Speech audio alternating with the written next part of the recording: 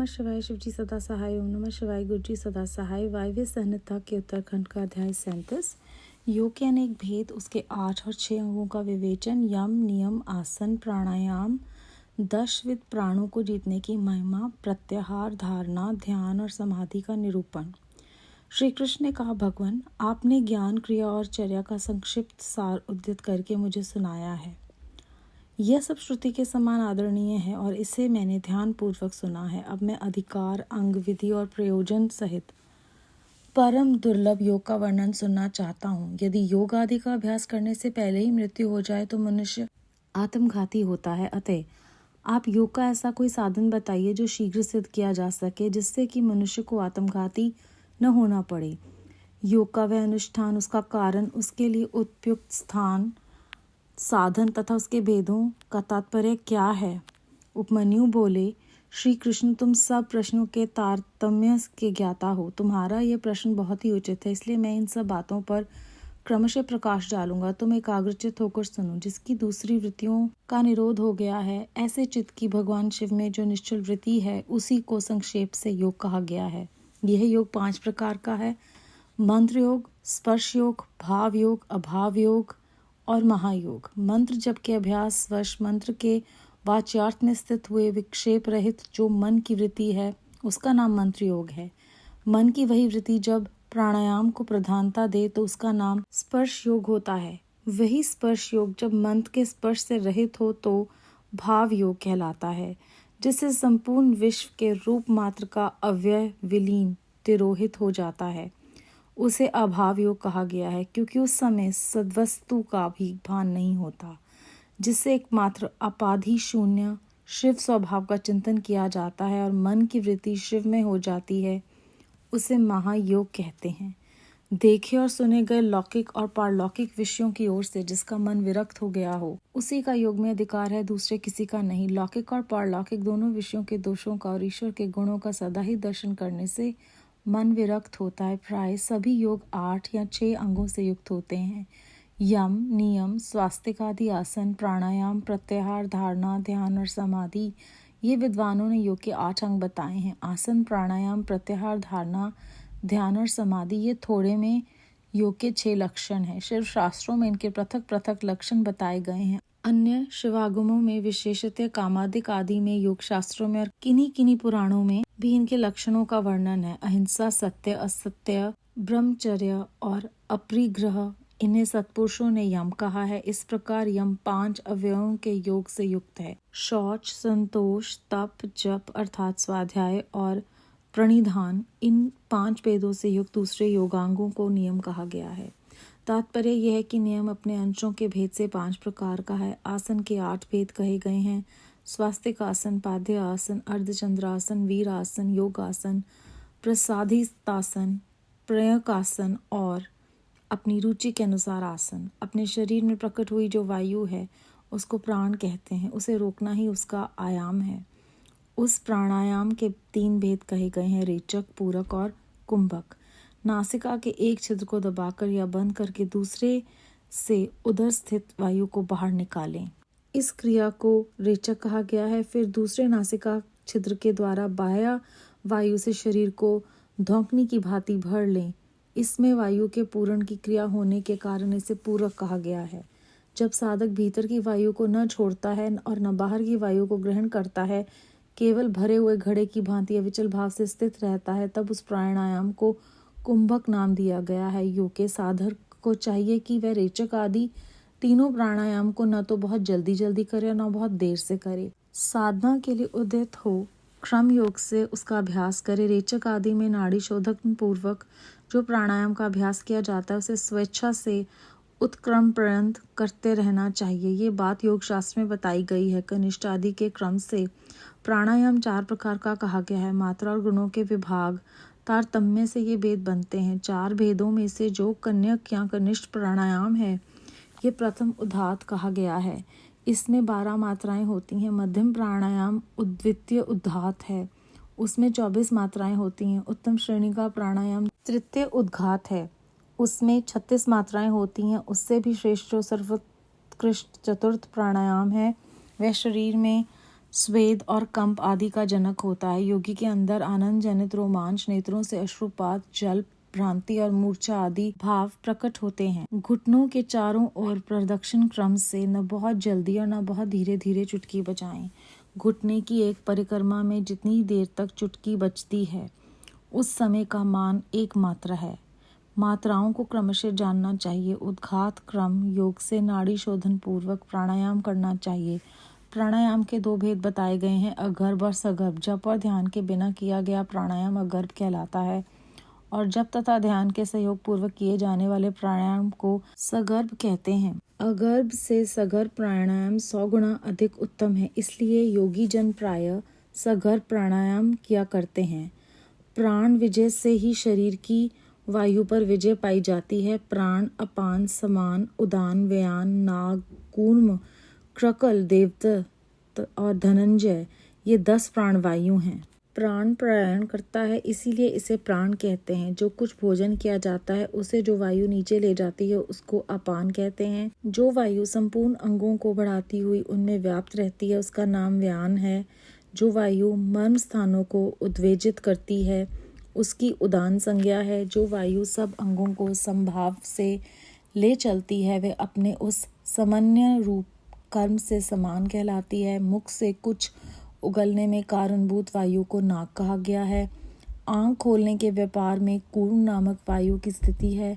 छींक में क्रकल और जम्भाई में देवदत्त नामक वायु की स्थिति है। धनंजय नामक वायु संपूर्ण शरीर में व्याप्त रहती है। वह मृत शरीर को भी नहीं छोड़ती। क्रम से अभ्यास से लाया हुआ यह प्राणायाम जब उचित प्रमाण या मात्रा से युक्त हो जाता है तब वह कर्ता के सारे दोषों को दग्ध कर देता है और उसके शरीर की रक्षा करता है। प्राण पर विजय प्राप्त हो जाए तो उससे प्रकट होने वाले चिन्हों को अच्छी तरह देखें। पहली बात यह होती है कि विष्ठा, मूत्र और कफ की मात्रा घटने लगती है। अधिक भोजन करने की शक्ति हो जाती है और विलंब से सांस चलती है। शरीर में हल्कापन आता है। शीघ्र चलने की शक्ति प्रकट होती है। हृदय में उत्साह बढ़ता है। स्वर में मिठास आती है। समस्त रोगों का नाश हो जाता है। बल, तेज और सौंदर्य की वृद्धि होती है। घृति, मेधा, युवापन, स्थिरता और प्रसन्नता आती है। तप, प्रायश्चित, यज्ञ, दान और व्रत आदि जितने भी साधन है यह प्राणायाम के 16वीं कला के भी बराबर नहीं है। अपने अपने विषय में आसक्त हुई इंद्रियों को वहां से हटाकर जो अपने भीतर निग्रहित करता है उस साधन को प्रत्याहार कहते हैं। मन और इंद्रियां ही मनुष्य को स्वर्ग तथा नरक ले जाने वाली हैं। यदि उन्हें वश में रखा जाए तो वह स्वर्ग की प्राप्ति कराती हैं और विषयों की ओर खुले छोड़ दिया जाए तो वह नरक में डालने वाली होती हैं। इसलिए सुख की इच्छा रखने वाले बुद्धिमान पुरुष को चाहिए कि वह ज्ञान वैराग्य का आश्रय ले इंद्रिय रूप अश्वों को शीघ्र ही काबू में करके स्वयं ही आत्मा का उद्धार करे। चित्त को किसी स्थान विशेष में बांधना, किसी ध्येय विशेष में स्थिर करना, यही संक्षेप से धारणा का स्वरूप है। एकमात्र शिव ही स्थान है, दूसरा नहीं, क्योंकि दूसरे स्थानों में त्रिविध दोष विद्यमान है। किसी नियत काल तक स्थान स्वरूप शिव में स्थापित हुआ मन जब लक्ष्य से च्युत न हो तो धारणा की सिद्धि समझना चाहिए, अन्यथा नहीं। मन पहले धारणा से ही स्थिर होता है, इसीलिए धारणा के अभ्यास से मन को धीर बनाएं। अब ध्यान की व्याख्या करते हैं। ध्यान में ध्यय चिंतायाम यह धातु माना गया है। इसी धातु से ल्युट प्रत्यय करने पर ध्यान की सिद्धि होती है। अतः विक्षेप रहित चित्त जो शिव का बारंबार चिंतन किया जाता है उसी का नाम ध्यान है। ध्येय में स्थित हुए चित्त की जो ध्ययाकार वृत्ति होती है और बीच में दूसरी वृत्ति अंतर नहीं डालती, उस ध्ययाकार वृत्ति का परवार रूप से बना रहना ध्यान कहलाता है। दूसरी सब वस्तुओं को छोड़कर केवल कल्याणकारी परम देव देवेश्वर शिव का ही ध्यान करना चाहिए। वे ही सबके परम ध्येय हैं। यह अर्थवेद की श्रुति का अंतिम निर्णय है। इसी प्रकार शिवा देवी भी परम ध्येय हैं। ये दोनों शिवा और शिव संपूर्ण भूतों में व्याप्त हैं। श्रुति, स्मृति एवं शास्त्रों में से यह सुना गया है कि शिवा और शिव सर्वव्यापक, सर्वदा उदित, सर्वज्ञ एवं नाना रूपों में निरंतर ध्ययन करने योग्य हैं। इस ध्यान के दो प्रयोजन जानने चाहिए। पहला है मोक्ष और दूसरा प्रयोजन। अणिमा आदि सिद्धियों की उपलब्धि, ध्याता, ध्यान, ध्येय और ध्यान प्रयोजन, इन चारों को अच्छी तरह जानकर योगवेता पुरुष योग का अभ्यास करें। जो ज्ञान और वैराग्य से संपन्न, श्रद्धालु, क्षमाशील, ममता रहित तथा सदा उत्साह रखने वाला है, ऐसा ही पुरुष ध्याता कहा गया है, अर्थात वही ध्यान करने में सफल हो सकता है। साधक को चाहिए कि वह जप से थकने पर फिर ध्यान करे और ध्यान से थक जाने पर पुनः जप करे। इस तरह जप और ध्यान में लगे हुए पुरुष का योग जल्दी सिद्ध होता है। 12 प्राणायामों की एक धारणा होती है, 12 धारणाओं का ध्यान होता है और 12 ध्यान की एक समाधि कही गई है। समाधि को योग का अंतिम अंग कहा गया है। समाधि से सर्वत्र बुद्धि का प्रकाश फैलता है। जिस ध्यान में केवल ध्येय ही अर्थ रूप से भासता है, ध्याता निश्चल महासागर के समान स्थिर भाव से स्थित रहता है और ध्यान स्वरूप से शून्य सा हो जाता है, उसे समाधि कहते हैं। जो योगी ध्येय में चित्त को लगाकर सुस्थिर भाव से उसे देखता है और बुझी हुई आग के समान शांत रहता है, वह समाधिस्थ कहलाता है। वह ना तो सुनता है ना सूंघता है, न बोलता है न देखता है, न स्पर्श का अनुभव करता है, न मन से संकल्प विकल्प करता है, न उसमें अभिमान की वृत्ति का उदय होता है और ना वह बुद्धि के द्वारा ही कुछ समझता है। केवल कांचे की भांति स्थित रहता है। इस तरह शिव में लीन चित हुए योगी को यहाँ समाधिस्थ कहा जाता है। जैसे वायु रहित स्थान में रखा हुआ दीपक कभी हिलता नहीं है, निस्पंद बना रहता है, उसी तरह समाधिस्थ चित योगी भी उस समाधि से कभी विचलित नहीं होता, सुस्थिर भाव से अस्थिर रहता है। इस प्रकार उत्तम योग का अभ्यास करने वाले योगी के सारे अंतराय शीघ्र नष्ट हो जाते हैं और संपूर्ण विघ्न भी धीरे धीरे दूर हो जाते हैं। अध्याय 37 समाप्त। श्री कृष्ण जी कहते हैं कि अगर योग का अभ्यास किए बिना ही किसी की मृत्यु हो जाए तो वो आत्मघाती होता है। तो वो उपमन्यु जी से पूछते हैं कि कैसे शीघ्र ही सिद्ध किया जा सकता है योग, जिससे मनुष्य आत्मघाती न हो। योग का अनुष्ठान, उसका कारण, उसके लिए उपयुक्त समय, साधन, ये सब चीज़ों के बारे में मुझे बताइए। उपमन्यु जी उन्हें बताते हैं कि योग 5 प्रकार का है: मंत्र योग, स्पर्श योग, भाव योग, अभाव योग और महायोग। मंत्र योग में वो कहते हैं कि जब मंत्र के वाच्यार्थ स्थित हुए विक्षेप रहित मन की वृत्ति से हम करते हैं तो वो मंत्र योग है। और जब वही मन की वृत्ति जब प्राणायाम को प्रधानता दे तो उसे स्पर्श योग कहते हैं। और वही स्पर्श योग जब मंत्र के स्पर्श से रहित हो जाता है तो उसे भाव योग कहते हैं। और जिससे संपूर्ण विश्व को एक रूप मात्र अवयव में विलीन होकर हम देखते हैं तो उसे अभाव योग कहा गया है, क्योंकि इस समय किसी भी वस्तु का भान नहीं होता और जिससे एकमात्र उपाधि शून्य शिव स्वभाव का चिंतन किया जाता है और मन की वृत्ति जो है वो शिव में ही हो जाती है, उसे महायोग कहते हैं। उसके बाद वो बताते हैं कि जिसका मन विरक्त हो गया हो, सिर्फ उसी का अधिकार है इस योग पर, दूसरों का नहीं। उसके बाद वो कहते हैं कि योग 8 या 6 अंगों से युक्त होते हैं: यम, नियम, स्वास्तिक, आदि आसन, प्राणायाम, प्रत्याहार, धारणा, ध्यान और समाधि। विद्वानों ने इस प्रकार योग के 8 अंग बताए हैं। दूसरी ओर आसन, प्राणायाम, प्रत्याहार, धारणा, ध्यान और समाधि ये योग के 6 लक्षण हैं। और हर एक तरह से शिव शास्त्र में थोड़े थोड़े लक्षणों के बारे में हमें बताया गया है: अहिंसा, सत्य, अस्त्य, ब्रह्मचार्य और अपरिग्रह, जिसका मतलब है कि कोई चीज़ों को इकट्ठा करने की इच्छा ना होना, जितना है उसी में संतोष करना, इसे यम कहा गया है। और यम के 5 अवयवों के योग जो हैं वो योग से युक्त हैं: शौच, संतोष, तप, जप और परिधान। इन 5 भेदों से युक्त दूसरे योगांग को नियम कहते हैं।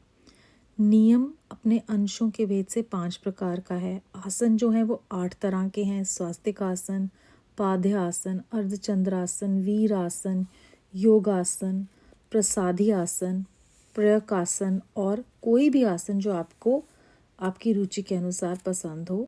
जो वायु है उसे प्राण कहते हैं। जब हम उसे रोकते हैं तो वो उसका आयाम है। प्राणायाम के 3 भेद हैं: रेचक, पूरक और कुंभक।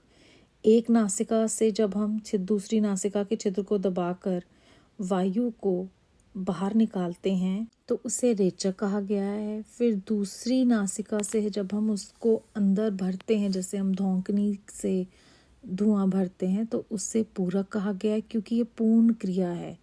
और जब ना भीतर की वायु को कोई छोड़ता है ना बाहर की वायु को ग्रहण करता है, एक घड़े की भांति स्थिर होकर साधक जब बैठता है तो उसे कुंभक कहा गया है।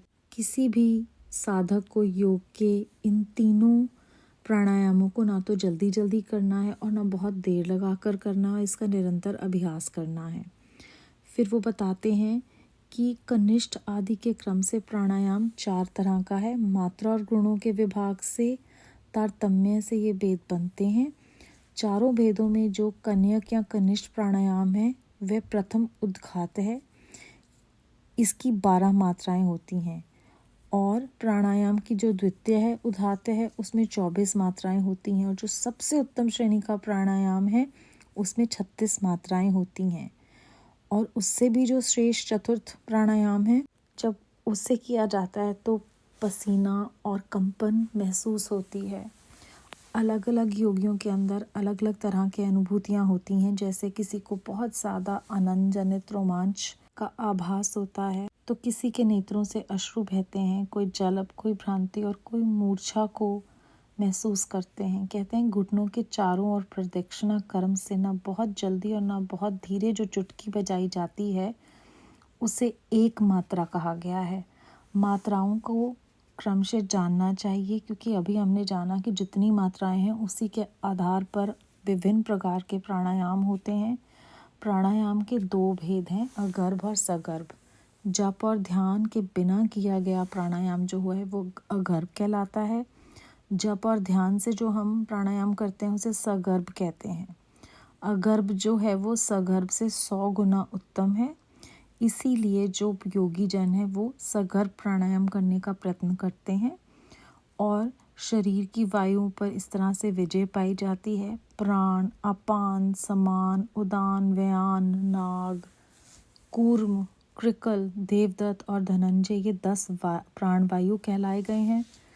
प्राण जो है वो परायण करता है, इसीलिए उसे प्राण कहते हैं। जो भी हम भोजन खाते हैं उससे जो वायु नीचे ले जाती है उसको हम अपान कहते हैं और जो हमें शरीर को चलाने के लिए ऊर्जा प्राप्त कराती है उसे व्यान कहते हैं। जो वायु हमें हमारी इंद्रियों को उन सूक्ष्म स्थानों पर उन्हें उजागर करती हैं और उसे हम उदान कहते हैं। जो वायु अंगों को स्वभाव में ले चलती हैं और संयम पूर्वक कर्म से चलती हैं उसे समान कहते हैं। मुख से कुछ न उगलने में कारणभूत वायु को नाक कहा गया है। आँख खोलने के व्यापार में कूर्म नामक वायु की स्थिति है। छींक में क्रकल और जमाई में देवदत्त नामक वायु की स्थिति है। धनंजय जो है वो संपूर्ण शरीर में व्याप्त रहती है, वह मृतक शरीर को भी नहीं छोड़ती। इस तरह से क्रम से अभ्यास में लाया हुआ प्राणायाम जब उचित प्रमाण या मात्रा से युक्त होता है तो वो सारे दोष जो है कर्ता के उससे दूर कर देता है और उसकी शरीर की रक्षा करता है। इसीलिए प्राणायाम जो है वो हमें विभिन्न प्रकार के रोगों से बचाता है।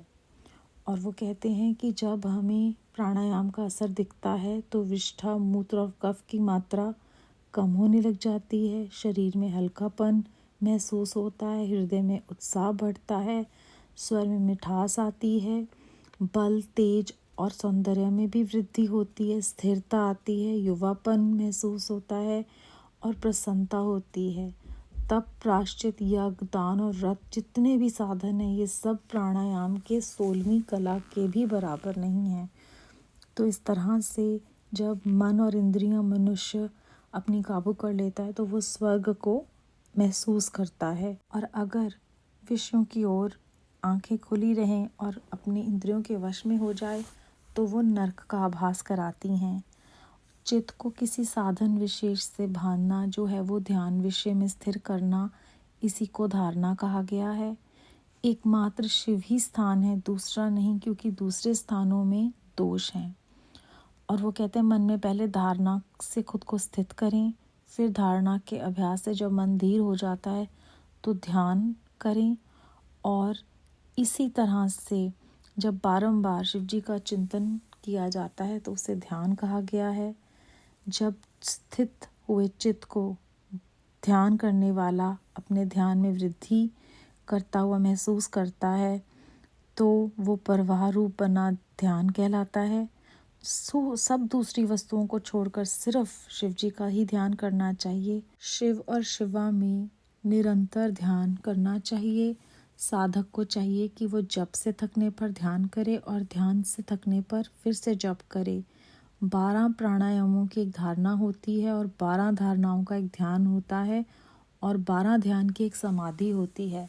समाधि को योग का जो है वो अंतिम अंग मानते हैं। जब समाधि से बुद्धि में प्रकाश फैलता है तो सिर्फ निश्चल रूप से जो ध्याता है वो महासागर में स्थिर होकर ध्यान रूप से शून्य हो जाता है, जिसे हम समाधि कहते हैं।